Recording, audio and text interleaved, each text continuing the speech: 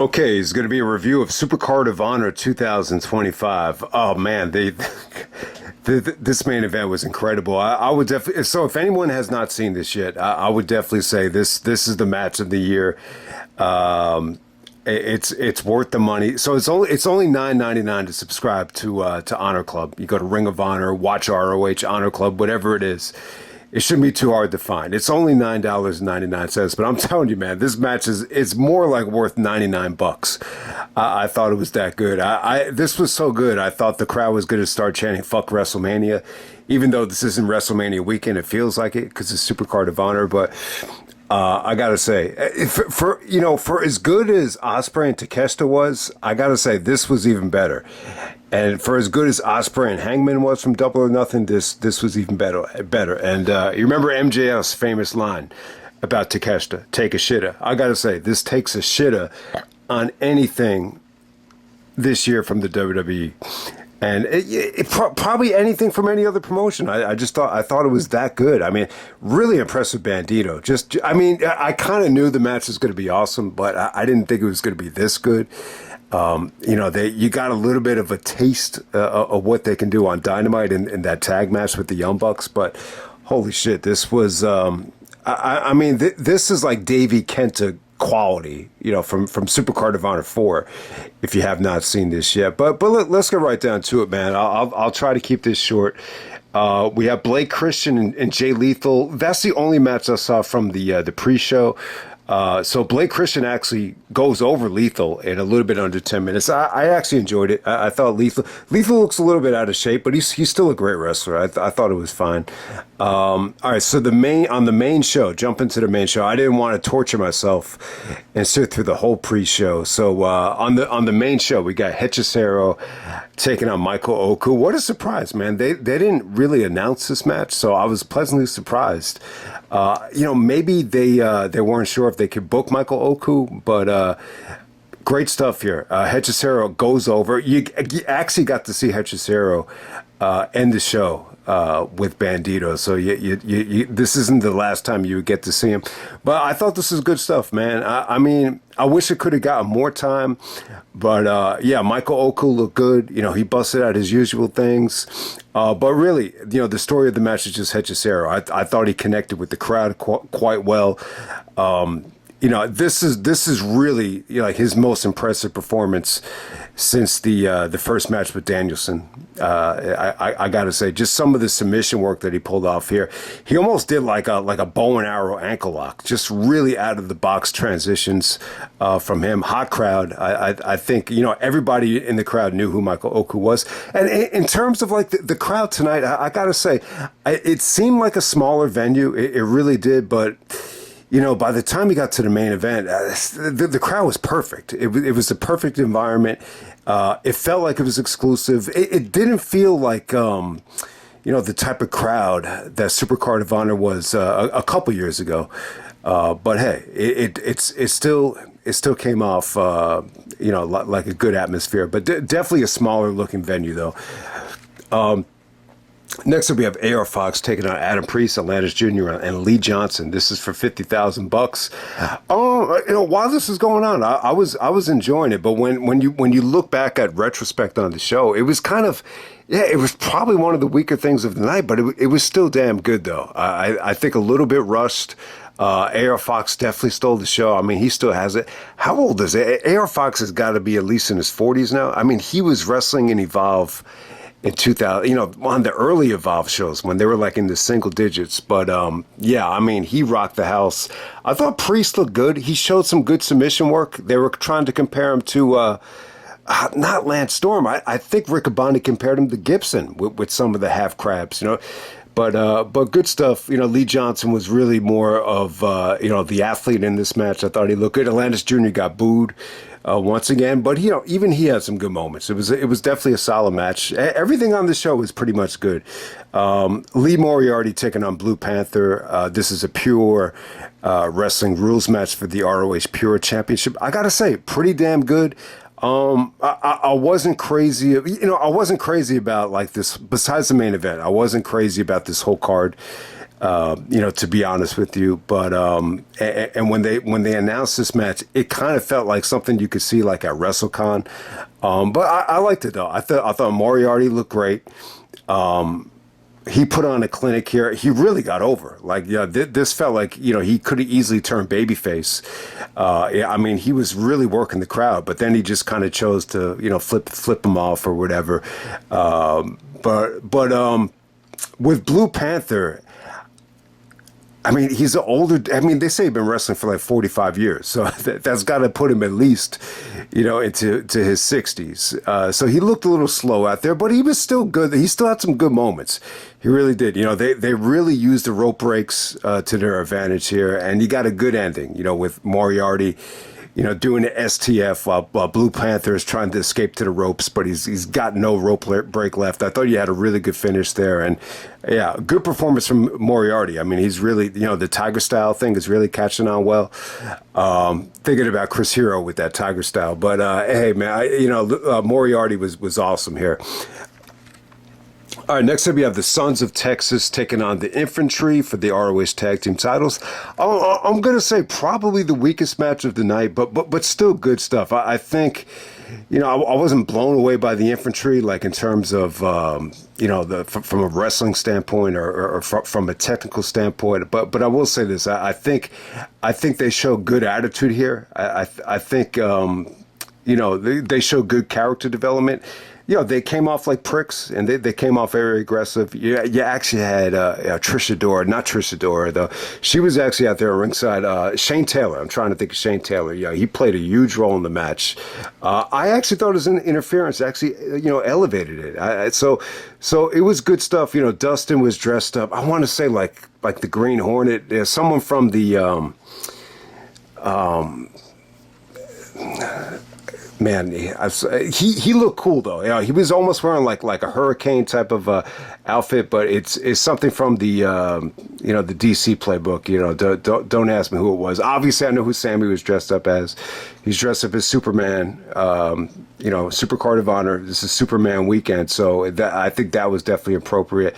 But yeah, Dustin was dressed up like Hurricane Helms somewhat. But I'm botching that though. It was somebody else he was trying to dress up like. But yeah, I mean, down the stretch, I got to say it was a little bit slow in the beginning, but down the stretch it got bloody. You saw some good high spots. You saw some good transitions into the crossroads where Riccaboni and Caprice are shouting out Bone Thugs and Harmony. The crossroads. Like it took a while for that to register for me, but eventually it did. But yeah, I thought you had a hot finish, and it was probably the weakest thing of the night. But it was pretty much just done. To set up a big monster tag match on the pre-show tomorrow at All In. All right, next up we have Nick Wayne coming out there with Mother Wayne to take on Titan for the ROH TV Championship. I'm going to say the second best match of the night. I thought Nick Wayne looked great here. Great night for Mother Wayne, too. There was like a ton of Mother Wayne chants. The MILF of the decade, MILF of the century, or whatever you want to call her. She definitely got over with the crowd. But in terms of Wayne, and Titan was good, too. I'm probably pronouncing his name wrong, but I was really impressed with this match. I thought it was crisp. I think what you can take away from this is it really does feel like, Nick Wayne is, getting a lot better. I think him being with Christian is ideal. And it really didn't hit me until watching this match. I think, so many people put over Christian like he's such a great, not just technician, but he's so good at structuring matches. So, this is like an ideal situation for Nick Wayne, especially like in real life too. Like whatever type of advice Christian is giving him, because it's definitely paying off here. You just saw a lot of good strategy from Nick Wayne, very similar to Christian. The way Christian would control a lot of matches in TNA as a heel, like it kind of reminded me of that. But I gotta say, this is the most impressive Nick Wayne match I think I've seen, since the Ospreay match, from GCW. I Never Liked You. I think that's the name of the show. But yeah, I mean, great stuff. You saw some interference here from what's God fucking damn, what's his name again? from AEW way back in the day. I can't. His name is not even coming to me now. But I'll say this about Tony Khan. I think he really does a good job of, not letting the interference, take away from the matches. To me, like with Tony Khan book shows, it always feels like the interference definitely elevates the matches, and that's Kip Sabian. Excuse me. That's who came out to try to help Nick Wayne. So, but yeah, great. So, and then Christian comes out too and embraces Nick Wayne as the stepfather. So, for the first time ever, we might get father son tag team champions tomorrow. They're going to be taking on the Hurt Syndicate. It looks like it's going to be a triple threat match, but hey, we're going to move on to the next match. All right, for the interim ROH Women's TV Championship. This is a worldwide women's wildcard four-way match. So I think it was Red. I was going to say Velvet Sky. Red Velvet. She actually had to vacate the title because of an injury. So this is the interim. So you're going to get Mina Shirakawa, Miyu Yamashita, Peresphone, and Yuka Sakazaki in a four-way match. Right here, I gotta say, I think this is pretty damn good. This definitely has some great moments. I don't think I'm gonna like this as much as most people. I was gonna say this is like an all Japanese women's match, but the Peresphone girl, probably pronounced her name wrong. She looked more of like a Latina than a Japanese girl, but you had some great moments here. I think Yamashita stole the show. There was like a lot of like fuck her up Miyu, fuck her up chants, and her Yamashita and Sakazaki had some like holy shit moments here where the crowd is just going crazy for some of the spinning heel kicks and the bicycle kicks and all the shit that they did. But ultimately, they put the championship on Mina Shirakawa, which is well deserved. I think she has a lot of momentum right now. She's coming off of, really, really, good defeats. Or good matches where she comes up short against Mercedes and Toni Storm. So she's definitely deserving. She's definitely like good eye candy. She's definitely a star. Definitely a great look. I think she actually made Yamashita tap out with the figure four. It was good stuff. I think there were some moments here where there was like maybe too many breakups, and the Peresphone girl. The crowd was kind of getting on her a little bit. Okay, next up we have Athena. Defending the ROH Women's Championship against Thunder Rosa. Man, how long has Athena been the ROH Women's Championship? At least since 2022, right? It's got to be that far back. But she's had some incredible matches on these ROH events. The Hechicero match. That was really good. Even some of the matches she had with Billy Starks. Billy Starks is out there supporting Athena. I gotta say, this isn't quite like up to the level of what Athena usually has. It was still good though. I think what you can take away from this Thunder Rosa match was, I don't know, I just think it elevates the Ring of Honor, and you got to keep in mind Thunder Rosa was like the AEW Women's Champion, for a long time. I mean she had a long reign. I think it was 2022. When she was, feuding with Britt Baker and, Serena Deeb. I mean, she really, was the face, of the women for a while. And then all of a sudden, Athena gets a good victory over her. So I just thought it put Athena over well. I thought it was, very dramatic. A lot of good drama here. I think Thunder Rosa definitely had some good moments, but like in terms of attitude, in terms of charisma, and, just kind of going for the kill. Athena wrestled a very smart match. She kind of baited Thunder Rosa, outside of the ring. There was a moment here where she started yelling at the ref, and she was like, fuck this shit. I don't need to wrestle this match. And then, Thunder Rosa came out, and she was able to, just kind of suplex her off of the ramp through a table, which just came out of nowhere. I thought that was cool. But yeah, I mean, she fought off the interference from Billy Starks, which was cool. And, by the time they get back into the ring, Athena makes her just pass out with almost like a fish hook. So it was definitely a good finish. I got to say, a solid match right here. I think from start to finish, it was pretty engaging. It was engaging stuff. I can't say that I was blown away by Thunder Rosa, but yeah, I mean, I think what you could take away from this is it's just another just awesome title defense from Athena, and it just makes you say, like, wow, like, is she ever going to lose the belt? And eventually, man, she's definitely deserving of being the AEW champion. But this reign is going so well right now that it's still really like, one of the more impressive things about, current ROH, the current ROH product is just how much longevity Athena's had so far. And on to the main event for the ROH World Championship. We got Bandido taking on Konosuke Takeshita. They go about a half hour. So this is just 30 minutes of just great stuff here. So they definitely paced themselves. I think everybody can, relax. I'm telling you, the last 10 to 15 minutes of this thing were just awesome. Bandido really had to earn it, though. I'll say that. I thought this would have been cool, to see Takeshita, win the ROH World Title. We've never, we haven't really seen a Japanese, talent win the ROH Championship since Morishima. So I would have been cool with Takeshita winning, but a huge match for Bandido, though. They really, touched on a lot of the COVID stuff.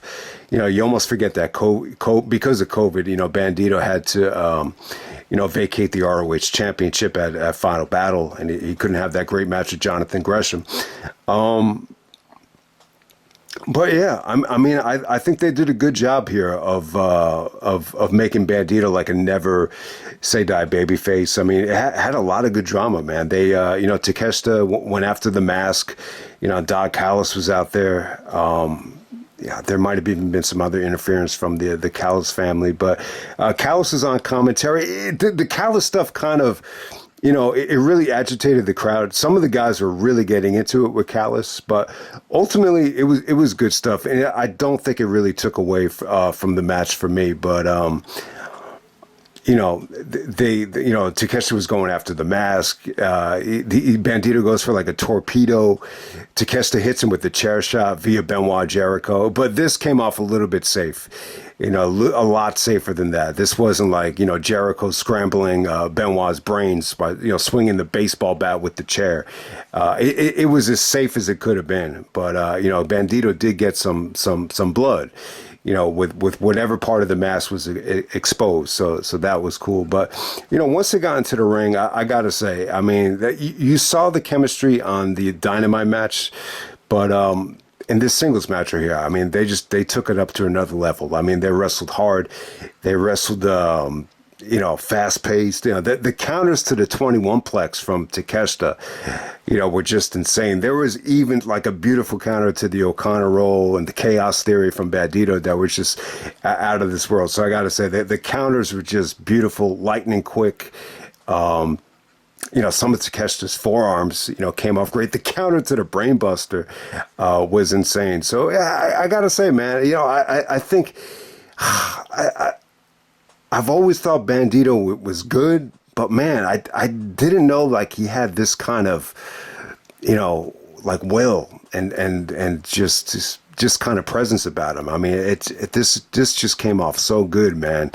But hey, man, give it up to Takeshita. Another fucking incredible, performance from him. If anyone thought the Ospreay matches were incredible, trust me, you'll love this match. I mean, this is why we watch. This is the feeling that I've been dying, for a while, and yeah, it just makes you feel good, man. It feels like Ring of Honor is alive and well.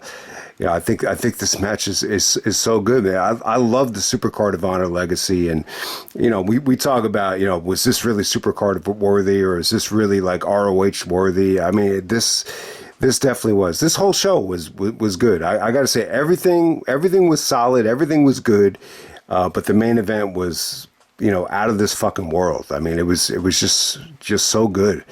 And you think here that's one of the things I think that made ROH great. Back in the day, you had these different styles from different countries. They've always had a lot of Japanese talent. Whether it be Kenta Marufuji, Morishima. Even going back to Jushin Thunder Liger, it's always been a tradition to really, capitalize on Japanese talents as attractions. I mean, and the same thing with some of the guys from Mexico. But hey, man, but Bandido, awesome stuff, man. I gotta say, pleasant surprise. I was a little bit surprised that Bandido won, but yeah. I got to say, much better show than Final Battle. Shout out to Chris Jericho. I know Jericho's the one that put over Bandido, but the match is incredible. I'll just leave it there. It's definitely worth the money. I know tomorrow's show is going to be awesome. I think that definitely deserves all the hype. It definitely does. But I'll say this though, it's going to be very difficult, for anybody at the top, this match. It probably will happen. I think this is going to be, such a wonderful event tomorrow that, somebody will probably top this. It's probably going to be Omega and Okada. It's probably going to be the Texas Death Match. But if they do, man, it's going to take a lot of work. I'll tell you that, because this was that good, and I probably didn't even do it justice by reviewing it. I do want to mention, it finally came to me, the Dustin Rhodes character is actually from the Justice League, which I've never seen any of those movies. I'm not familiar with them, but it's Supercard of Honor weekend. It's All In weekend. It's Superman weekend. I hope everybody's enjoying the weekend, but check out the whole show was pretty damn good. I would definitely recommend checking it out. There wasn't one bad match on here.